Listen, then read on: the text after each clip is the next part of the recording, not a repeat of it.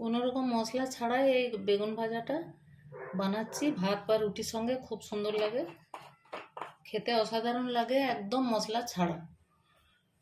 তার জন্য যেটা করতে হবে, এই শুকনো লঙ্কা দিলাম, কিছুটা পেঁয়াজ,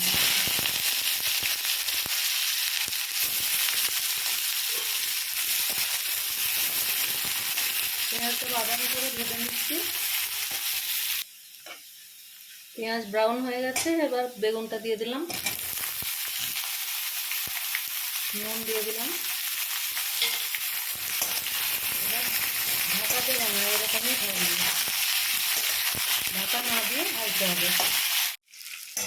আমার ভিডিও যদি ভালো লাগে আপনাদের, তাহলে একটা লাইক করতে ভুলবেন না, শেয়ার করবেন, ইচ্ছে হলে সাবস্ক্রাইব করতে পারেন।